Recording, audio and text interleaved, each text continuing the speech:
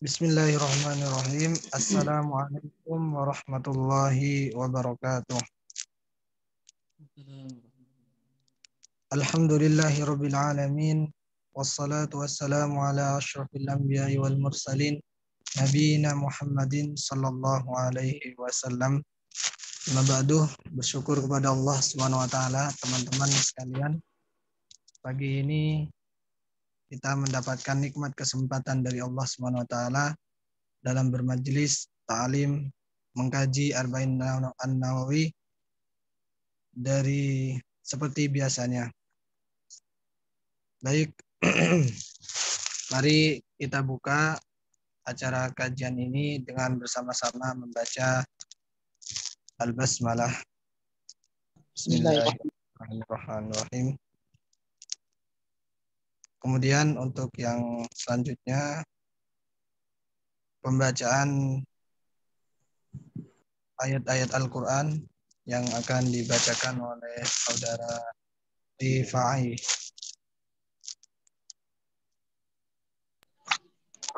Assalamualaikum warahmatullahi wabarakatuh. A'udzu billahi minasy syaithanir rajim. Bismillahirrahmanirrahim. Al-hajju ashhurun ma'lumat. فمن فرض فيهن الحج فلا رفث ولا فسوق ولا جدال في الحج وما تفعلوا من خير يعلمه الله وتزودوا فإن خير الزاد التقوى واتقون يا أولي الألباب ليس عليكم جناح أن تبتغوا فضلا من ربكم فإذا أفضتم من عرفات فاذكروا الله عند المشعر الحرام واذكروه كما هداكم وإن كنتم من قبله لمن الضالين ثم أفيضوا من حيث أفاض الناس واستغفروا الله إن الله غفور رحيم فإذا قضيتم مناسككم فاذكروا الله كذكركم آباءكم أو أشد ذكرا فمن الناس من يقول ربنا آتنا في الدنيا وما له في الآخرة من خلاق ومنهم من يقول ربنا آتنا في الدنيا حسنة وفي الآخرة حسنة وقنا عذاب النار أولئك لهم نصيب مما كسبوا والله سريع الحساب صدق الله العظيم. Shadaqallahul azim wa nahnu ala dzalika minasyahidin. Terima kasih kami ucapkan kepada akhuna Muhammad Rifai yang telah membacakan ayat-ayat Al-Quran. Baik teman-teman sekalian, untuk acara yang selanjutnya kajian Arba'in An-Nawawi, pembacaan hadis yang selanjutnya yang akan diasuh langsung oleh Al-Mukarram Al-Ustaz Anfaul Ulum LC. Kepada waktu dan tempat kepada beliau Al-Ustaz kami aturkan.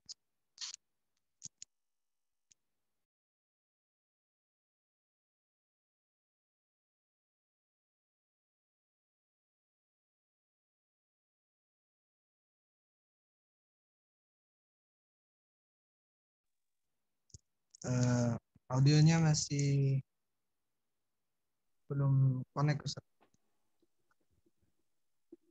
Bismillahirrahmanirrahim. Assalamualaikum warahmatullahi wabarakatuh. Waalaikumsalam warahmatullahi Wabarakatuh. Alhamdulillah, wassalatu wassalamu ala rasulillah wa ala alihi wa sahbihi wa man walah. La hawla wa la quwwata illa billah. Asyhadu an la ilaha illallah wahdahu la syarikalah wa asyhadu anna sayyidana wa nabiyyana Muhammadan abduhu wa rasuluhu la nabiyya ba'dah. Allahumma salli wa sallim wa barik ala sayyidina Muhammad wa ala ali sayyidina Muhammad. اللهم انفعنا بما علمتنا وعلمنا ما ينفعنا وبارك لنا فيما علمتنا انك انت العليم الحكيم. اللهم علمنا من لدنك علما ينفعنا ويقربنا اليك. ربنا زدنا علما وارزقنا فهما. رب اشرح لي صدري ويسر لي امري واحلل عقدة من لساني يفقهوا قولي. امين يا رب العالمين.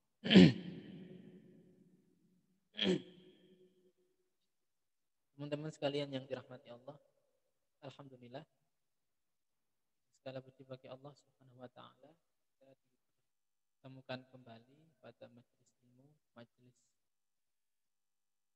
kajian hadis Arba'in yang dituntun oleh Imam Nawawi.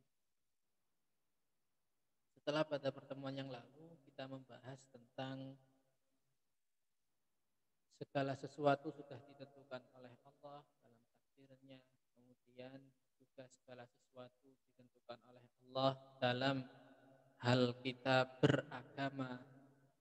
Tidak ada hal yang baru. Kemudian Rasulullah memberikan kita cara seleksi terhadap hal yang baru dalam kehidupan dan keberagamaan kita, bahwa caranya adalah man amila amalan man ahdatsa fi amrina laisa min amrina. Man ahdatsa fi amrina hadza ma laisa minhu. Dilihat fi amrina apa Anda, perkara agama apa perkara dunia. Kemudian ma laisa minhu apa Anda, apakah ada dalil umumnya ataukah tidak. Itu sebagai tolak ukur kita menyikapi perkembangan zaman. Karena ini hadis-hadis yang dikumpulkan oleh Imam Nawawi adalah hadis-hadis pokok, hadis-hadis usul, hadis-hadis dasar yang menjadi pegangan kita dalam berkehidupan dan keberagamaan kita. Maka kemudian Imam Nawawi menyusun suatu hadis yang menjadikan kita harus hati-hati.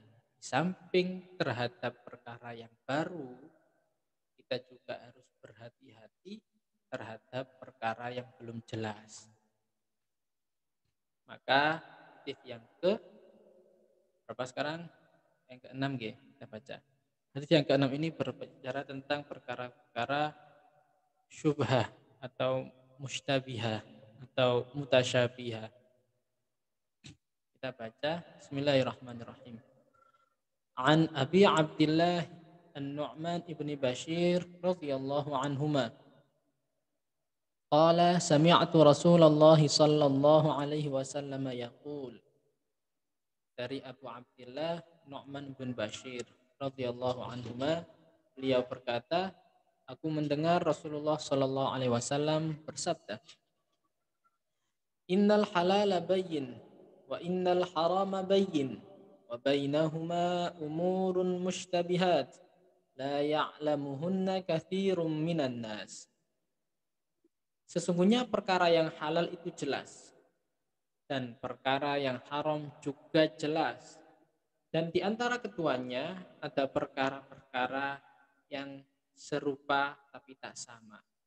Ada perkara-perkara yang mushtabihat, la ya'lamuhunna katsirun minan nas, yang mana banyak orang tidak mengetahuinya. Famanittaqash syubhat faqad istabra'a li dinihi wa 'irdihi. Maka sesiapa yang berhati-hati terhadap syubhat, maka sungguh ia telah membebaskan segala tanggungan dalam agama dan kehormatannya. Wa man waqa'a fis syubhat waqa'a fil haram. Barang siapa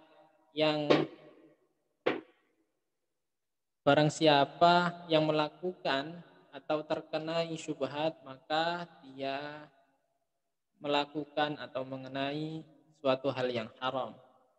Karra'i yar'a haulal hima yushiku ayyarta'a fi.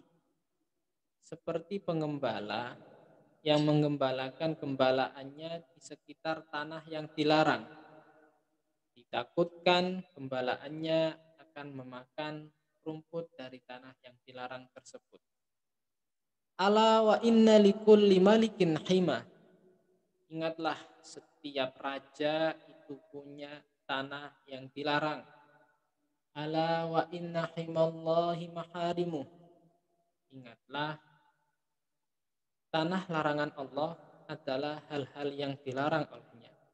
Ala wa inna fil jasadi mudghah idza saluhat saluhal jasadu kullu wa idza fasadat fasadal jasadu kullu.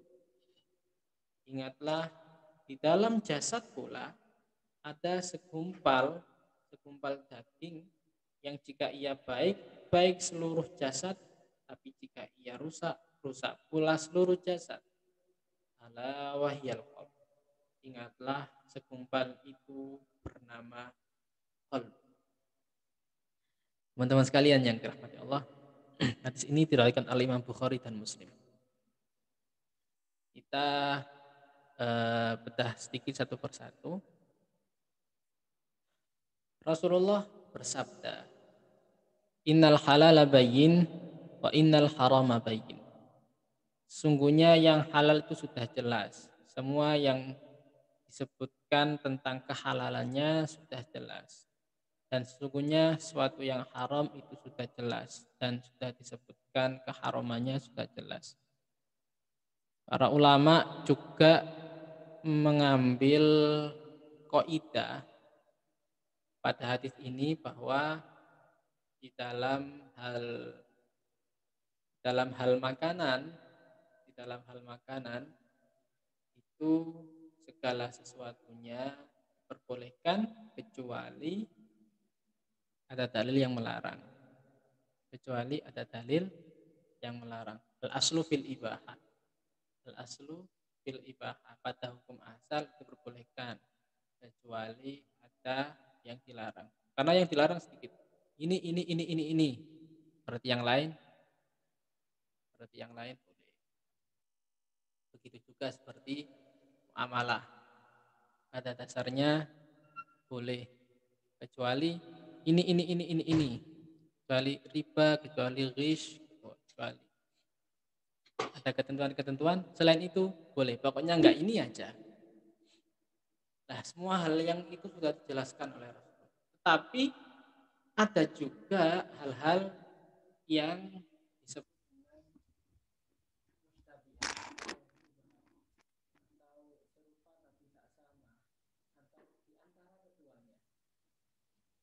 lainnya abu-abu antara hitam dan putih. Ini yang disebut dengan perkara syubhat atau mustabihat ini. Sebagaimana kalau kita belajar bahwa syabihah yashbahu itu artinya serupa. Syubhah itu ya serupa. Kayak iya, kayak enggak, ini halal apa haram ya. Yang mana hal keserupa ini banyak orang yang tidak mengetahuinya. La ya'lamuhunna katsirun minan nas. Banyak orang yang tidak mengetahuinya. Hebatnya Rasulullah ketika bersabda ini, beliau tidak menggunakan kata la ya'lamuhunna aktsarun nas. Kalau katsirun minan nas berarti banyak yang tidak tahu, tapi banyak pula yang tahu. Katsirun minan nas la ya'lamun wa katsirun minan nas ya'lamun. Kalau la ya'lamuhunna aktsarun nas itu ya banyak orang yang enggak tahu, berarti hanya 1-2 yang tahu. Sedangkan perkara syubhat ini bisa diidentifikasi, bisa diketahui. Perkara-perkara itu menjadi syubhat, menjadi perkara yang samar, menjadi perkara yang abu-abu, itu ada sebabnya. Yang pertama bisa jadi karena orang tersebut atau kita itu tidak mengetahuinya atau tidak mengetahui dalilnya atau tidak mengetahui hukumnya. Bisa jadi itu karena kesalahan kita, karena memang kitanya yang nggak tahu, itu juga disebut dengan syubhat. Liqillatil ilmi, itu yang pertama, penyebab adanya syubhat. Yang kedua bisa jadi liqillatil fahmi, tahu dalilnya, tahu teksnya, hadis atau Qur'annya, tetapi tidak bisa mengambil istinbat hukum dari nas hadis dan Al-Quran tersebut, hingga tidak bisa memecahkan suatu permasalahan itu dan tidak tahu bahwa itu adalah perkara yang syubhat. Ketidaktahuan itu yang menyebabkan perkara ini sulit untuk diidentifikasi apakah salah atau benar, apakah halal atau haram. Liqillatil ilmi, liqillatil fahmi. Sedangkan letak syubhat atau perkara-perkara yang belum jelas ini bisa jadi karena memang tidak ada dalil. Bisa jadi karena memang tidak ada dalil, atau bisa jadi ada dalilnya tetapi tidak bisa mengambil dalalahnya, ya tadi sama liqillatil ilmi, liqillatil fahmi. Maka dari itu Rasulullah mewanti-wanti kepada kita bahwa ada nih perkara yang sudah jelas putih, ada perkara yang memang jelas dilarang hitam, tapi ada di antaranya. Nah, bagaimana sikap kita menyikapi hal yang ini? Bagaimana sikap kita menyikapi perkara-perkara yang abu-abu ini? Kata Rasulullah, "Faman ittaqash syubuhati faqad istabra'a lidinihi wa 'irdihi." Barang siapa yang menjauhi syubhat, berhati-hati terhadap perkara syubhat, maka sungguh ia telah berlepas diri untuk agama dan kehormatannya. Berlepas diri itu maksudnya dia selamat. Kalau dia berhati-hati terhadap perkara syubhat, dia selamat. Karena siapapun yang berhati-hati, dia kan pasti selamat ya. Seperti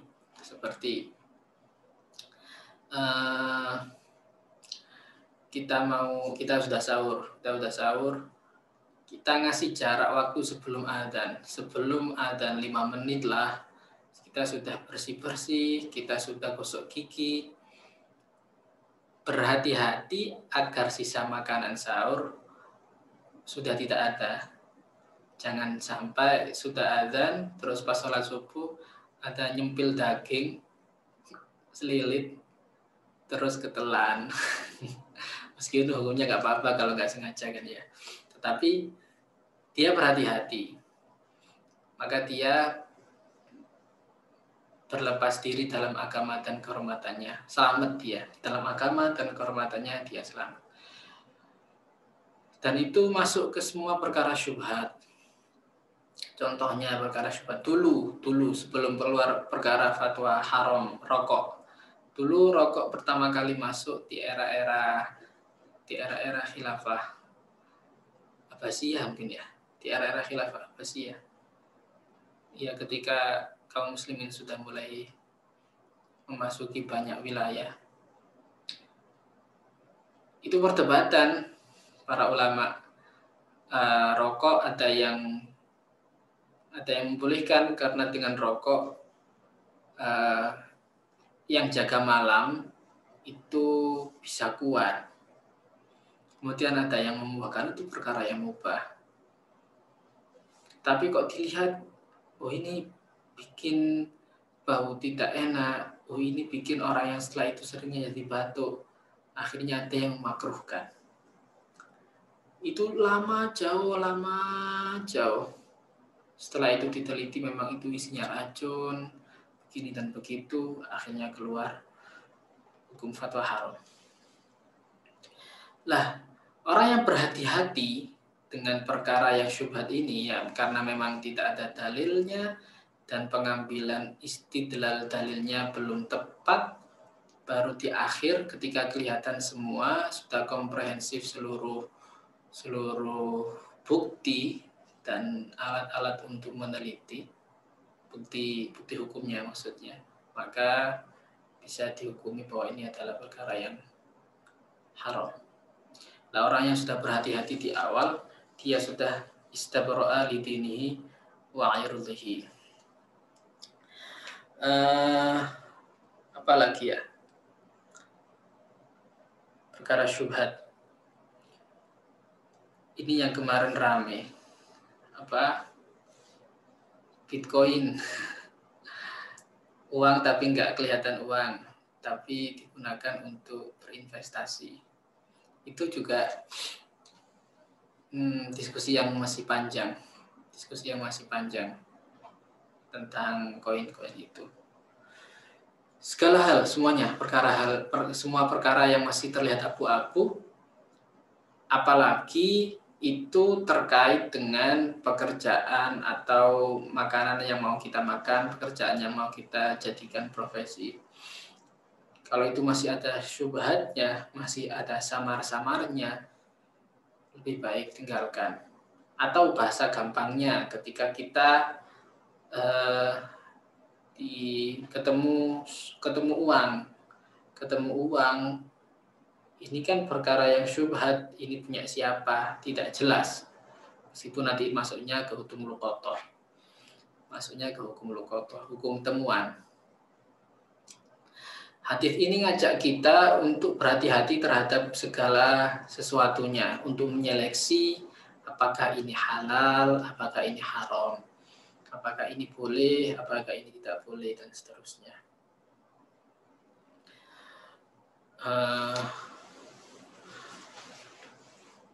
Sama juga kayak hukum bank.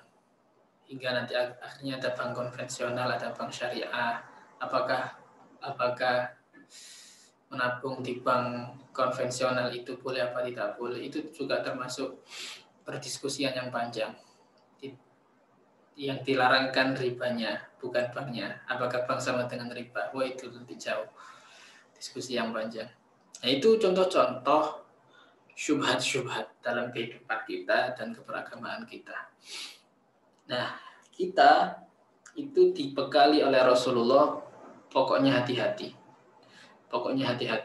Yang sudah hati-hati dalam syubhat, dia sudah selamat. Tetapi waman waqa'a fi syubhat waqa'a fil haram. Barang siapa yang suka atau terbiasa dengan perkara syubhat, maka dia akan terjerembab pula pada perkara yang haram. Karra'i yar'a haulal hima yushiku ayyarta'afi. Seperti gembala yang menggembalakan gembalaannya di sekitar tanah yang dilarang. Jadi begini, ketika kita itu sering bermain atau sering berada pada zona syubhat atau pada zona makruh litahrim, kita sering berada pada zona yang abu-abu, maka bisa dipastikan suatu saat 1, 2, 3, 4 hari atau bulan atau tahun atau kesempatan kapanpun kita bisa tergelincir ke dalam perkara yang dilarang, kepada perkara yang haram. Contohnya paling gampang, ketika kita biasa menunda-nunda waktu sholat, duhur jam 2:30, sa'srit kata asar. Salat asar jam 5, sa'srit kata maghrib. Salat maghrib jam 6:30 salat isya dan seterusnya. Kan oleh karena itu para fuqaha ngasih waktu namanya kan waktul karohah. Waktul karohah itu ya waktu yang mepet dengan waktu sholat setelahnya. Kalau kita sudah terbiasa dengan waktu yang mepet, bisa dipastikan pasti 1-2 kali akan terjatuh sholat di luar waktu. Gitu kan? Akan sholat di luar waktu. Kenapa kok bisa begitu? Rasulullah memberikan pengibaratan gembala kambing itu ketika membawa kambingnya untuk angon, untuk merumput, itu pasti nyari yang aman-aman aja. Pasti nyari tanah yang aman. Pasti nyari tanah yang tidak sengketa, yang tidak dilarang. Ketika ada tanah yang dipatok, nggak boleh dibuat angon gitu, tidak boleh dibuat gembalaan. Ketika ada tanah yang sudah dipatok, si penggembala pasti tahu bahwa itu tanah yang dilarang, maka dia tidak dekat-dekat dengan itu. Dekat aja enggak, apalagi masuk. Dekat aja enggak, apalagi masuk. Karena apa? Karena ketika sudah dekat, dia tidak punya kuasa penuh atas kambingnya. Ketika kambing melihat ada rumput lagi di sana, di tanah yang dilarang, pasti nyerempet masuk. Begitu juga kita itu punya kendali atas jiwa kita, atas nafsu kita. Nah, kita itu diajak untuk hati-hati terhadap perkara yang makruh, apalagi haram, terhadap perkara yang syubhat, apalagi haram. Gitu. Nah, kita diajak, jiwa kita diajak untuk hati-hati. Karena kita tidak punya kuasa penuh ketika jiwa kita melihat perkara yang haram sudah di depan mata. Ya kayak pacaran. Modusnya modus dakwah. Tetapi di situ ada godaan. Maka sebutannya wala taqrabuz zina kan. Jangan dekati zina. Jangan dekati aja itu sudah haram. Berarti jangan dekati zina. Jangan dekati zina. Karena dekati zina sudah termasuk haram. Maka jaga jaraknya itu 2 kali biar nggak masuk zina. Karena untuk mendekati ini sudah haram, berarti jaga jarak lagi. Itu perumpamaan yang diumpamakan oleh Rasulullah bahwa kita itu tidak punya kuasa penuh atas jiwa kita kalau jiwa kita itu sudah terbiasa tidak di area yang dekat dengan garis haram, dekat dengan garis yang dilarang. Akhirnya nanti kebiasaan, akhirnya nanti masuk ke daerah yang dilarang. Maka kemudian Rasulullah masuk ke sini, masuk ke pembahasan hati. Ala wa inna likulli malikin himah. Ala itu harfun litanbih. Ala itu harfun litanbih, suatu huruf untuk menegaskan bahwa setelah ini hal yang penting. Ya ingatlah, bisa diartikan seperti itu. Bahasa Indonesianya. Bisa diartikan juga he gitu ya. Kayak di bahasa kita Jawa, he. Itu untuk ditambih. Ala wa inna likulli malikin himah. Setiap raja itu punya tanah larangan. Himah itu sebenarnya bukan larangan ya. Himah itu tanah yang dijaga. Hamayahmi itu artinya jaga. Himayah itu ya dijaga kan, dipatok itu kan dijaga. Ada yang dijaga untuk memang dibolehkan, ada yang dijaga untuk memang dilarang. Ya dipatok lah, di polis lain gitu. Setiap raja punya daerah khusus. Nah, setiap raja punya daerah khusus. Dalam hal ini daerah khusus yang dilarang. Ala wa inna himallahi maharimu. Dan daerah yang dilarang milik Allah itu adalah segala sesuatu yang diharamkan oleh Allah. Ala wa inna fil jasadi mudghah. Di tubuh kita itu ada mudghah. Kemarin kita sudah bahas bahwa mudghah itu artinya gumpalan dari mudghah. Ya, menggumpal. Dalam tubuh kita ada gumpalan. Rasulullah ngajak kita mikir bahwa kita sebagai makhluk terbaik, ahsanut taqwim, itu seharusnya menjadi pengembala untuk jiwanya. Caranya dengan mengaktifkan yang namanya qalb ini, hati. Jika ia baik, seluruhnya akan baik. Jika ia rusak, seluruhnya akan rusak. Seakan-akan Rasulullah ngajak bilang kepada kita bahwa hati-hati terhadap segala sesuatu yang akan mempengaruhi suasana hati. Baik itu makanan, baik itu minuman, baik itu tontonan, baik itu yang kita dengarkan, baik itu yang kita mainkan, game yang ada di HP. Apapun itu, kita harus seleksi menjadikan hati itu sehat atau enggak. Menjadikan hati itu bersih apa enggak.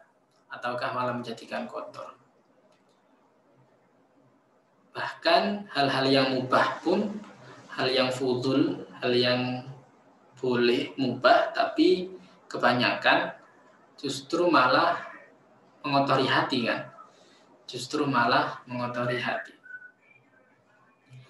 Rasulullah memberikan kita pandangan bahwa yang penting itu hatinya, ingat hatinya. Kalau hatinya itu bersih, semuanya gampang, semuanya enak, semuanya sehat, semuanya baik. Tapi kalau hatinya kotor, maka pikirannya ruwet, sumpek, galau, penyakit datang dari mana-mana. Penyakit datang dari mana-mana. Dan hati itu bisa dikontrol dari mata, telinga, dan mulut. Kata para ulama tazkiyah, jika hati itu diibaratkan rumah, maka mata, telinga, dan mulut adalah jendelanya. Untuk membersihkan hati, maka bersihkan jendelanya. Dan ini kan momen kita latihan. Karena apa yang kita makan, apa yang kita ucapkan, apa yang kita dengar, apa yang kita lihat dan tonton, itu berpengaruh pada suasana hati. Semakin bersih atau semakin gelap. Semakin bersih atau semakin gelap. Maka dari itu para ulama mengatakan makanan yang halal itu menjadikan anggota tubuh itu gampang untuk taat meskipun dia tidak mau. Dan makanan haram menjadikan seluruh anggota tubuh itu gampang bermaksiat meskipun dia tidak mau. Maksudnya gimana?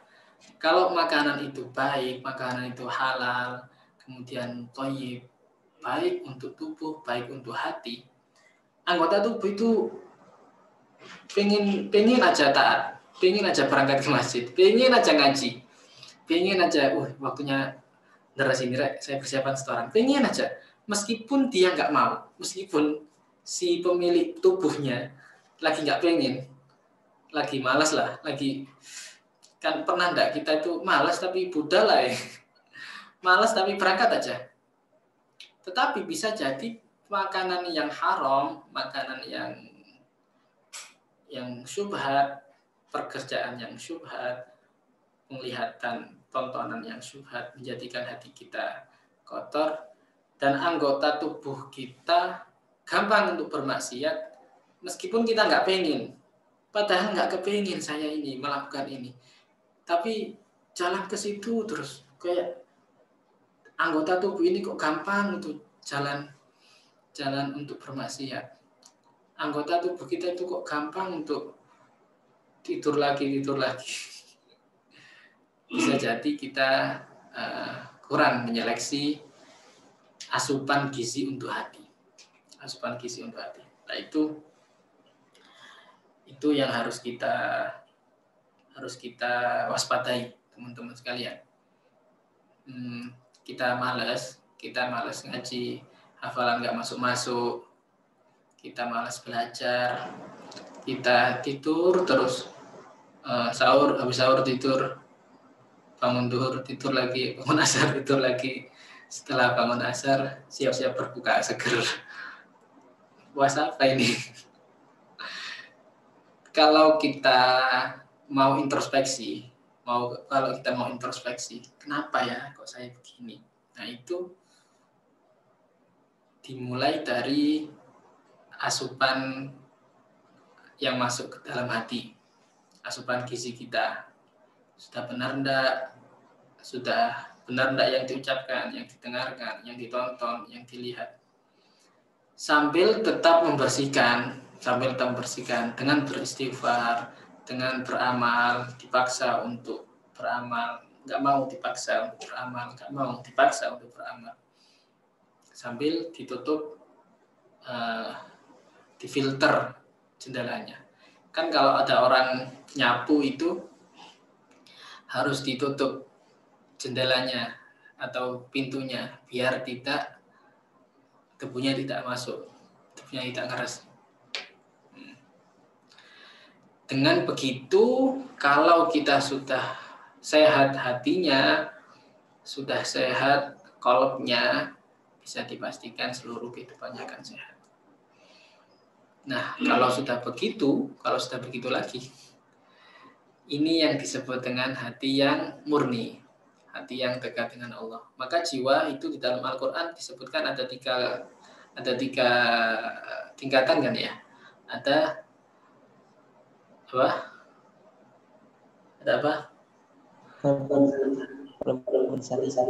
Ada nafsul ammarah, wa ma ubarri'u nafsi Nafsul mutmainnah.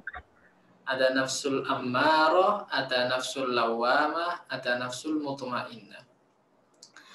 Nafsul ammarah itu artinya apa?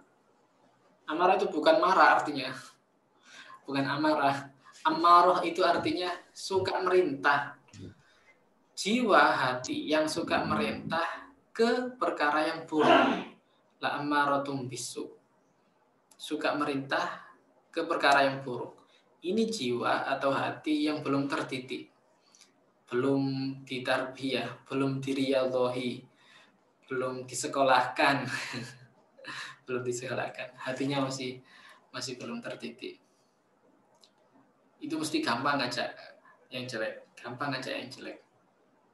Pengennya itu ya yang itu, pengennya itu ya malas-malasan aja, pengennya itu ya nggak mau setor, pengennya itu ya nggak mau murajaah, pengennya itu ya nggak mau ngaji, pengennya itu ya nggak taat. Itu memang bawaan jiwa yang belum terdidik. Kemudian dititik. Kita sudah pernah bahas dulu ya di majelis-majelis yang lalu kayaknya, bahwa cara mendidik tazkiyatun nafs, membersihkan jiwa, tarbiyatun nafs, mendidik jiwa, itu kan nanti banyak metodenya, tapi secara garis besar itu ada dua, namanya taqlilul alaf wa takthirul amal. Taqlilul alaf wa takthirul amal, mempersedikit yang mengenakan, memperbanyak amalan.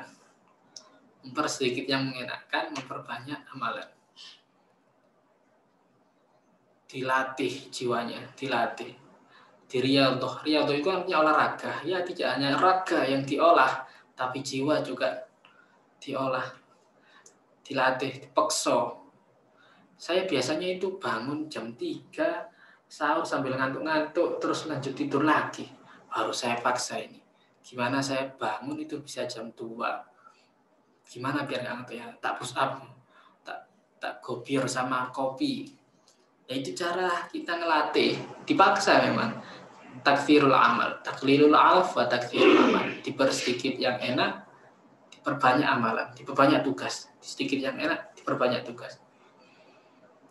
Nah itu kalau sudah di titik seperti itu, dipaksa terus, sampean nggak mau, dipaksa, males ngaji, dipaksa, males tahajud, dipaksa, dengan caranya, dengan strateginya, diatur, di manajemen, kemudian akan naik level si jiwa ini bernama nafsul lawamah. Nafsul lawamah itu artinya, mana lawamah? Lama yalumu itu artinya menghina. Lama yalum itu artinya menghina. Yang dimaksud menghina si empu jiwa, menghina kita, menghina yang punya. Maksudnya apa? Ketika kita melakukan suatu kesalahan, kemaksiatan, males, jiwa itu berontak. Ketika kita meninggalkan suatu kesempatan ketaatan, jiwa itu gelo, jiwa itu berontak, jiwa itu kecewa. Kamu kok gitu sih? Seharusnya kan tadi bisa setelah tahajud ngaji dulu. Kok malah nyekrol IG sih? Kok kamu gitu sih? Seharusnya kan setelah subuh masih bisa ngaji dan baca al-surat. Kok tidur lagi? Jiwanya berontak. Kalau jiwa kita nggak berontak, biasa aja, biasa. Ramadan jiwanya turun biasa. Akhirnya biasa. Itu balik lagi, turun levelnya ke nafsul amarah. Kalau jiwa sudah berontak, minimal punya itu. Minimal kita punya rasa gelo, kecewa. Kita punya rasa kecewa. Kita punya rasa, kok gitu sih tadi saya. Seharusnya kan saya tadi bisa ngaji. Seharusnya kan saya tadi setor, kok malah ketiduran sih. Punya rasa kecewa, punya rasa gelo, punya rasa nggak enak dalam hati. Ini disebut dengan nafsul lawamah. Allati talumu nafsahu, jiwa yang menghina dirinya sendiri. Kenapa kamu begitu? Seharusnya kan bisa begini. Kenapa kamu begitu? Seharusnya kan bisa begini, dan seterusnya. Itu dengan nafsu lawamah. Nah kalau kayak gitu itu diistiqomahkan, dia bisa istiqomah memperbaiki diri, sabiqum bil khairat, terus perbaiki diri, maka dia menjadi jiwa yang tenang. Nafsul mutmainnah, an-nafsul mutmainnah. Nah itu tingkatan jiwa yang digambarkan di dalam Al-Quran. Di mana letak kita itu pasti naik turun, sebagaimana iman kita naik turun. Maka yang terpenting kita tahu strateginya dan diterapkan. Kita tahu strateginya dan diterapkan. Strategi ngatur jiwa kita, strategi didik jiwa kita, nyekolahkan jiwa kita. Itu agar kita bisa selamat, bisa baik. Lah kemudian jika kita sudah baik, jiwa ini bisa juga disebut dengan murni, karena jiwa yang tenang itu jiwa yang murni, tidak terkotori oleh apapun. Maka kita lanjut sebentar di hadis yang ke-7. Ini berbicara tentang kemurnian.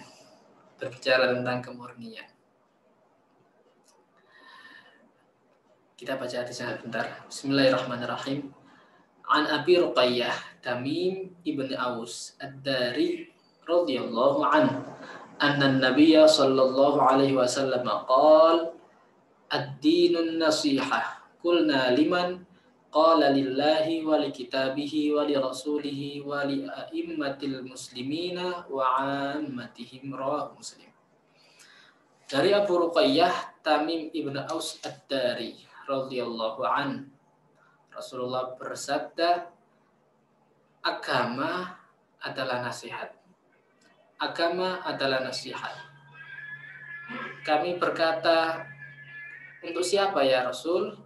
Rasul menjawab, untuk Allah, untuk kitabnya, untuk rasulnya, untuk imam-imam muslim dan seluruh kaum masyarakat awamnya. Rawahu Muslim. Teman-teman sekalian, dapat kita bedah sedikit ya, meskipun ini hadisnya simpel. Ad-din itu bisa diartikan al-amal, bisa diartikan al-jaza. Bisa diartikan al-amal, bisa artikan al-jaza. Kama tadinu tudan, sebagaimana engkau beramal, begitu pula engkau dibalas. Di dalam bahasa itu, ad-din itu bisa diartikan amal, bisa diartikan jaza. Maka Maliki Yaumiddin itu Allah zat yang penguasa hari, bukan hari agama, tapi hari balasan. Hari balasan. Karena ad-din diartikan dengan jaza. Begitu juga di Ara'aital ladzi yukadzibu bid-din. Ara'aital ladzi yukadzibu bid-din. Tahukah engkau terhadap ia yang mendustakan apa? Di dalam terjemahan itu gimana? Tahukah engkau ia yang mendustakan Pembalasan. Kalau di terjemahan Indonesia itu banyak yang diartikan terjemahan mendustakan agama ya. Jadi kalau di kutub tafsir itu ara'aital ladzi yukadzibu bid-din, ara'aital ladzi yukadzibu yaumaddin. Tahukah engkau orang yang mendustakan hari kiamat, hari akhir, hari pembalasan. Bukti bahwa ia tidak percaya kepada hari akhir adalah ia berlaku seperti ini. Ya hampir sama lah. Bukti bahwa ia tidak percaya kepada agama, ia adalah berlaku ini. Nah, Rasulullah bersabda ini ad-dinun nasihah, yang dimaksud ad-din di sini adalah amal, bukan jaza, ya agama. Sebagaimana Rasulullah berkata al-hajju arafah, haji itu arafah, meskipun tidak hanya arafah, ya kan, haji ya tawaf, ya sa'i. Tapi Rasulullah bersabda al-hajju arafah, seperti menitik beratkan bahwa haji itu rukun pentingnya Arafah, wukuf di Arafah. Begitu juga ini ad-dinun nasihah. Agama itu titik pentingnya adalah nasihah. Mahiyan nasihah. Apa itu nasihah? Ada yang tahu nasihat itu apa?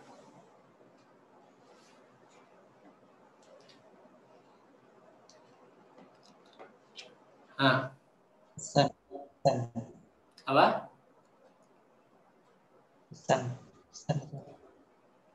Pesan. An-nasihah terambil dari kata nasoha, yang sohu. Ini arti dari nasoha itu artinya khalaso, ya khulusu. Nasoha itu artinya murni. Nasohal aslu artinya itu madu yang murni, madu yang sudah dibersihkan dari kotoran-kotoran dan sisa-sisa rumah lebahnya.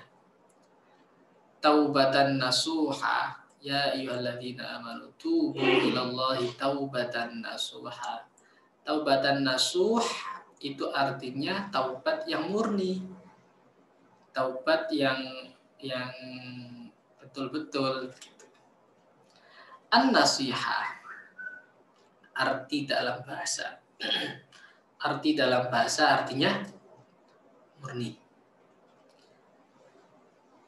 Kebaikan yang murni.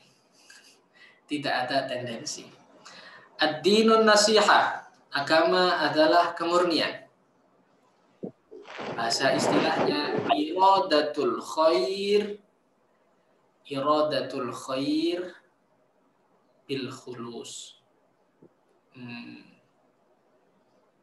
Menghendaki kebaikan dengan kemurnian, menghendaki kebaikan dengan kemurnian. Maka para sahabat kan tanya, untuk siapa nasihatnya Rasulullah? Rasulullah menjawab, lillah. Loh, nasihat kok kepada Allah, maksudnya apa? Memberikan kemurnian kepada Allah. Ya dengan cara mentauhidkan Allah. Mentauhidkan Allah, beribadah full karena Allah, tidak karena siapa-siapa. Bersandar pun juga karena Allah. Bertawakal kepada Allah, mengharap karena Allah, dan seterusnya. Wali rasulihi, memberikan kemurnian kepada Rasul, dimaksud adalah mencintai beliau, mengikuti sunnah beliau, ittiba terhadap sunnahnya, mempelajari apa yang disabdakan, mempelajari sirah-sirahnya, mempelajari khawas-khawasnya. Itu nasihat li Rasul. Wali a'immatil muslimin, dan kepada para pemimpin kaum muslimin, baik itu pemimpin maupun ulama. Kita harus memberikan kemurnian pula kepada beliau-beliau dengan cara menghormatinya, mengikutinya, memberikan nasihat, memberikan kemurnian, memberikan teguran dengan cara yang baik juga kepada masyarakat awamnya.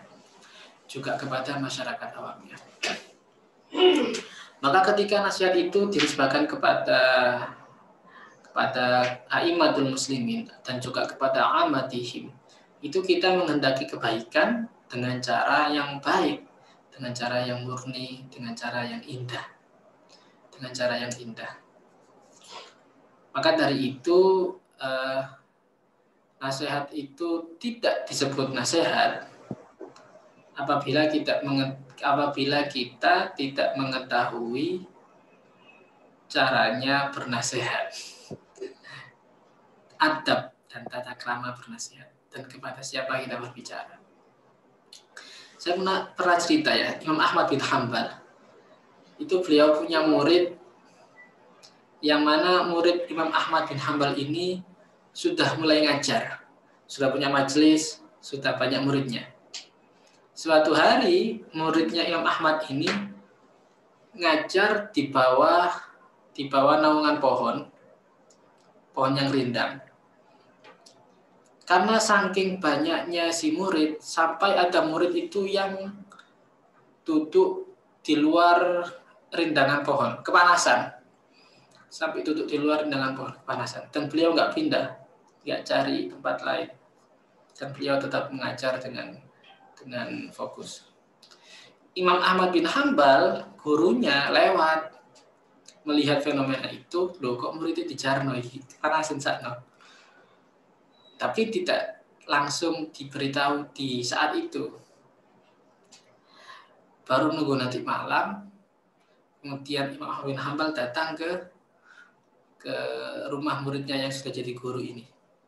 Diketok, assalamualaikum, waalaikumsalam. Loh, guru, enten apa? Ada apa panjenengan kok kesini malam-malam lagi? Kemudian Imam Ahmad berkata, beliau masih tengok kanan, tengok kiri kan? Sudah gak ada orang. Ini saya mau pesan. Tadi kalau sampai mau ngajar, cari tempat yang lebih luas dikit lagi, kasihan muridnya yang kepanasan. Oh, gini. Loh, itu pesan ini dirayakan oleh muridnya Imam Ahmad bin Hanbal tadi. Karena saking kagumnya Imam Ahmad ketika mau berpuluk nasihat, bahkan terhadap muridnya,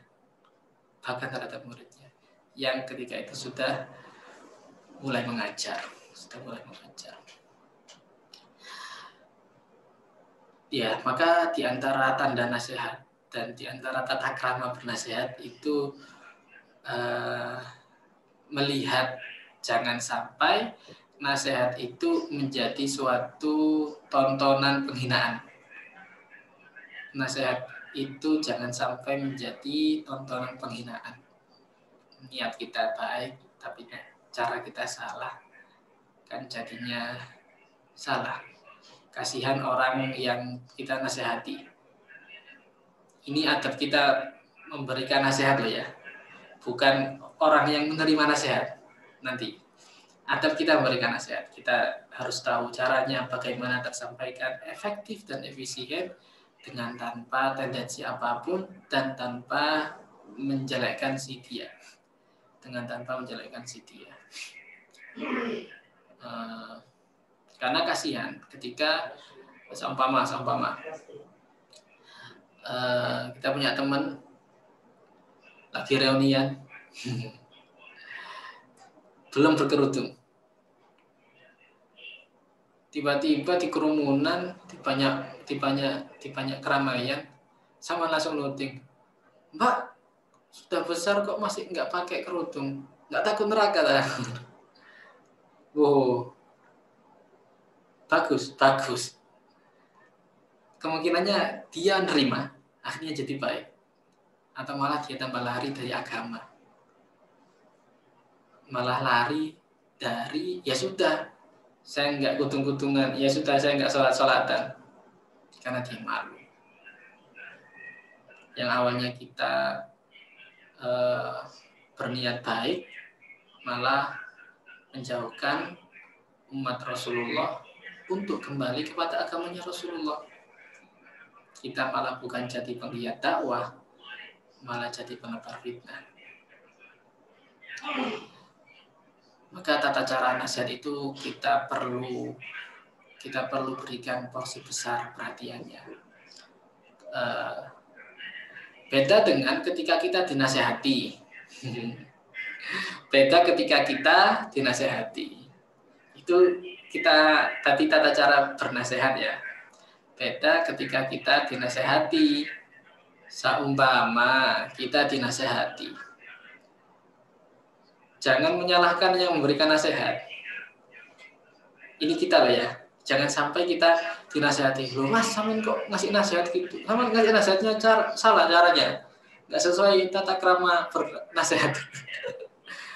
Atau dikandani gurunya. Dibilangi sama gurunya. Sama musyriknya di depan teman-temannya. Samin kok nggak pernah setor. Loh Ustaz, antum bernasihat salah Ustaz. Seharusnya itu kalau nggak ada orang Ustaz, nanti aja. Ketika kita dinasehati, adab ketika kita menerima nasihat itu diterima meskipun pahit rasanya, gitu kan. Jadi kalau caranya memberikan nasihat seperti itu, bagaimana biar efektif efisien.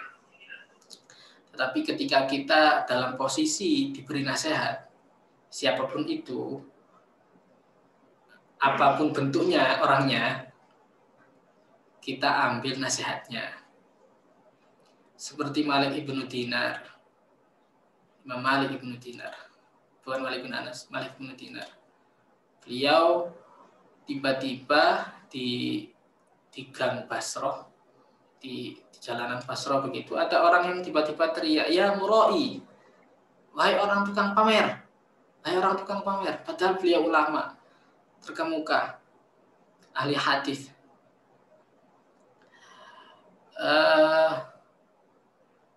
Kalau kita tiba-tiba diteriaki seperti itu, mungkin saja bisa jadi kita malah sakit hati atau kok ngini sih wong iki gitu ya.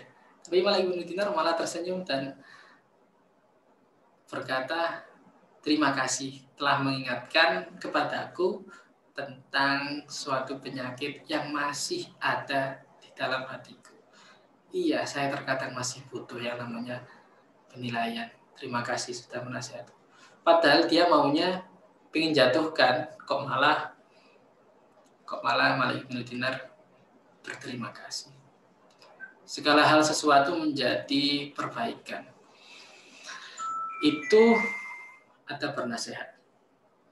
Kemudian bernasihat itu dengan cara yang baik tadi ya. Kemudian lihat situasi kondisi. Kemudian yang ketiga itu murni karena Allah Ta'ala. Ini berat banget. Murni karena Allah Ta'ala. Kita semua, saya juga termasuk khususnya, terus belajar. Contohnya begini. Ketika kita memberikan nasihat, ngajak. Kok tidak mau? Pasti ada rasa kecewa dalam jiwa kita, dalam hati kita. Kok gak gelem sih? Kok gak mau sih? Apalagi itu ada ikatan emosional. Ayo mas, ngaji. Ayo mas, bangun mas. Ayo mas. Kok kita tidak mau? Kok yang diajak gak mau? Itu menjadi pembuktian.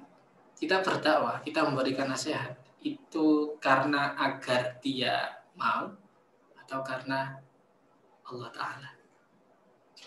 Maka Mbak Mun itu kan memberikan indikasi guru yang ikhlas itu meskipun muridnya tidak paham-paham tetap mengajar. Sedangkan guru yang tidak ikhlas itu kalau muridnya tidak paham-paham dia akan mengeluh kok nggak paham-paham. Dia terus belajar. Kita terus belajar agar bisa bernasehat, ngajak kepada kebaikan itu karena Allah Ta'ala. Diberikan hidayah, alhamdulillah. Belum diberikan, tetap dimintakan dan tetap diajak. Maka dari itu ayat-ayat dalam Al-Quran itu kan banyak ngibur Rasulullah. Dan juga seharusnya menjadi penghibur kita juga dalam penggiat dakwah. In 'alaika illal balagh, innama anta nadhir. Kamu cuma menyampaikan, kamu cuma memberikan peringatan. Apa lagi? Ayo, ada yang nyebutkan ayatnya? Ya itulah. Qad na'lamu anna Apa? Wa ma 'alaika illal balagh. Wa ma 'alaika illal balagh. Ya. Kamu juga menyampaikan.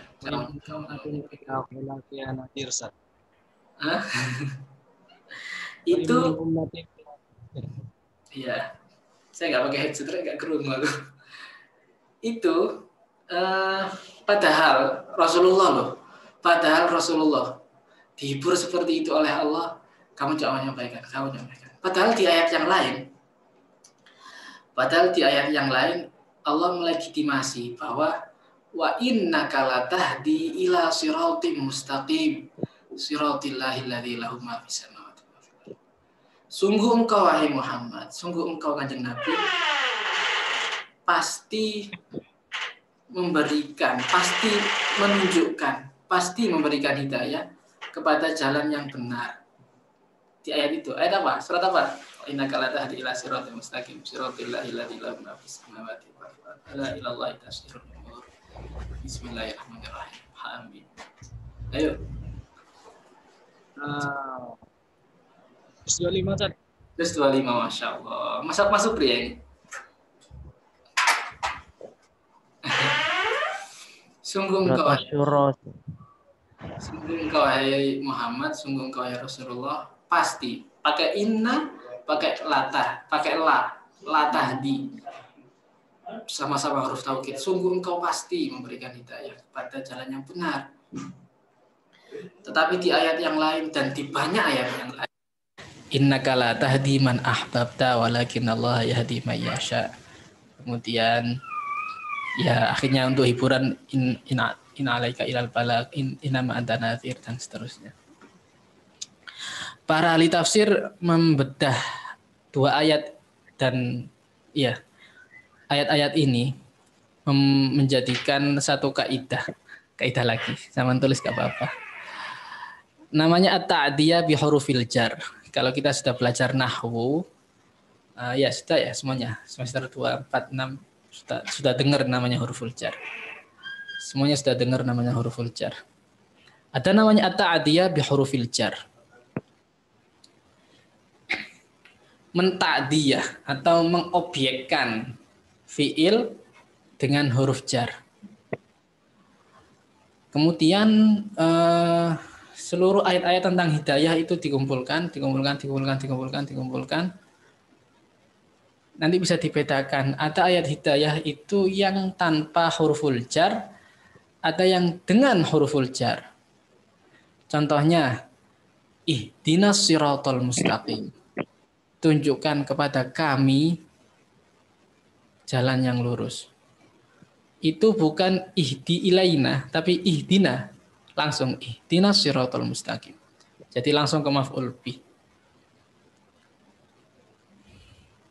Kemudian para ahli tafsir memberikan suatu statement keindahan susunan ini bahwa ketika hidayah itu langsung ke maf'ul bih, ketika hidayah itu langsung tanpa perantara huruful jar, ini disebut hidayah taufik. Dan itu murni milik Allah Subhanahu wa taala. Tidak ada yang punya dan tidak ada yang bisa. Hanya Allah Subhanahu wa taala yang mampu menggerakkan hati seseorang. Hanya Allah Subhanahu wa taala yang mampu memberikan hidayah taufik ini. Semua ayat-ayat hidayah yang tanpa maf'ul bih itu pasti nisbahnya ke Allah. Bahkan Rasulullah pun nggak bisa kan, innaka la tahdi man ahbabta, la tahdi man, bukan la tahdi ilaman, bukan la tahdi ilaman. Wa innaka la tahdi ila siratim mustaqim. Nah, yang bisa dilakukan oleh selain Allah, yang dilakukan oleh manusia, yang dilakukan apalagi Rasulullah, itu namanya hidayah dalalatul irsyad. Biasanya diselai dengan huruful jar. Wa innaka latahdi ila siratal mustaqim. Oleh karena itu para ulama mengatakan hidayah itu ada dua, hidayah taufik dan hidayah irsyad. Hidayah taufik itu hanya milik Allah. Hanya Allah saja yang mampu menggerakkan, hanya Allah saja yang mampu menghidayahkan. Sedangkan hidayah irsyad itu memberikan petunjuk jalan. Ini loh, begini loh, ayo loh, caranya begini loh. Itu bisa manusia. Tapi akhirnya mau, akhirnya bisa, akhirnya berubah, itu hak prerogatif Allah sebagai pemilik hidayah taufik. Allah alam bisawab. Itu sampai ke situ-situ, nggak apa-apa. Tentang adinun nasihah. Kita lanjut di pertemuan selanjutnya. Hadanallahu wa iyyakum ajma'in. Apakah ada yang mau ditanyakan?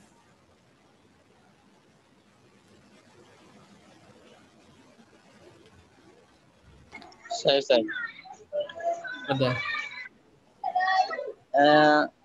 Mau nanya tentang apakah barang temuan di jalan itu termasuk barang yang subhat, Ustaz? Bagaimana sikap kita dalam konteks seperti itu? Apakah kita ambil itu atau tidak? Ulangi, Mas. Apakah? Bagaimana? Apakah barang temuan yang kita temukan di jalan itu termasuk barang subhat? Lalu bagaimana sikap kita dalam menyikapi hal itu, Ustaz? Apakah kita ambil atau tidak? Sembarang. Kan bisa dibuka di fikih hukum luqathah. Saya sudah ngasih isyarat. Hukum luqathah. Nama hukum fikihnya hukum luqathah. Orang penuhnya namanya laqit. Luqathah. Nanti ada hukumnya. Apakah hal ini sesuatu yang berharga atau tidak? Yang mana seseorang merasa terhilangkan atau enggak?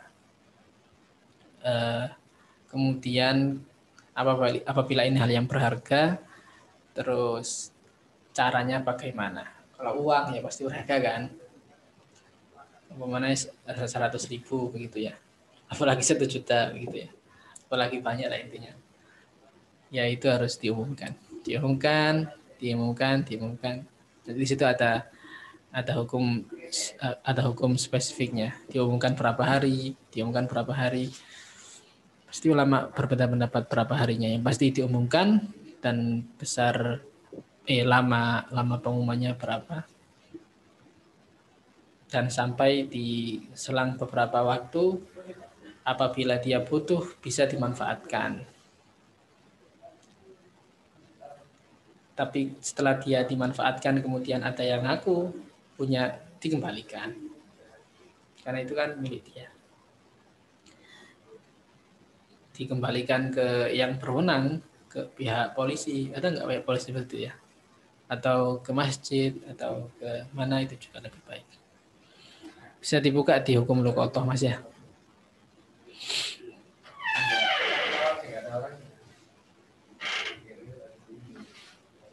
Nggih, sampun.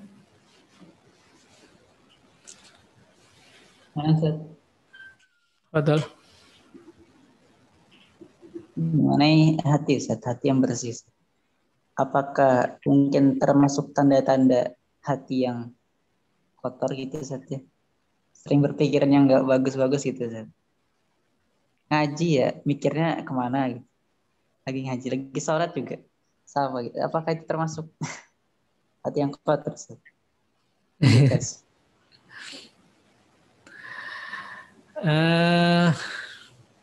Iya. Yang pasti hati ini hati yang gaib ya. Bukan hati yang berdetak ini dan juga bukan hati yang berada di sampingnya perut. Kotor dan tidaknya itu adalah nurani kita. Amrodul qalb itu banyak.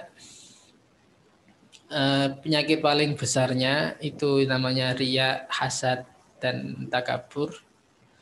Kemudian hati yang kotor itu gampang menolak kebaikan, gampang menolak nasihat, gampang menolak ajakan, gampang menolak hal yang bagus. Tetapi kita berpikiran tidak fokus, bukan berpikiran kotor ya. Berpikiran kotor ya otomatis hatinya kotor, pasti itu. Kalau berpikiran tidak fokus, kalau ngaji gitu, kepikiran ngelamun kemana-mana. Atau ketika kita sholat, kepikiran ngelamun kemana-mana. Ya hatinya belum mutmainah aja, tapi bukan berarti kotor. Belum mutmainah bukan berarti hatinya kotor. Tinggal diajak untuk fokus. Karena rumusnya ketika kita dalam keadaan tenang, ketika kita dalam keadaan diam, itu pikiran jalan-jalan. Pikiran kita jalan-jalan, pasti jalan-jalan. Mikir kemana, ya nggak kepikir, akhirnya kepikir. Caranya diajak untuk fokus, diajak untuk khasyah. Ini ngadep siapa kita. Ini kita lagi baca apa ini? Nah, untuk cara seperti itu kan butuh namanya proses. Gak bisa langsung mutaroki, sangat dekat dengan Allah, dengar ayat langsung nangis, baca ayat langsung nangis. Itu kan tingkatan yang sangat tinggi. Untuk menuju ke sana ada tahap-tahapnya, ada tangga-tangganya. Bagaimana setiap kali kita ngaji, setiap kali kita sholat itu pikirannya nggak jalan-jalan. Caranya nggak jalan-jalan, fokus dulu dengan apa yang dibaca, fokus dengan bacaan, fokus dengan teksnya. Kalau sudah fokus dengan teksnya, fokus dengan isinya, maknanya. Kalau sudah fokus dengan isinya dan maknanya, baru bisa fokus dengan Allahnya. Berhadapan dengan Allah, berkomunikasi dan berdialog dengan Allah. Ya mungkin itu Mas. Semoga bisa menjawab. 9. Mungkin teman-teman untuk pertanyaannya Ustaz.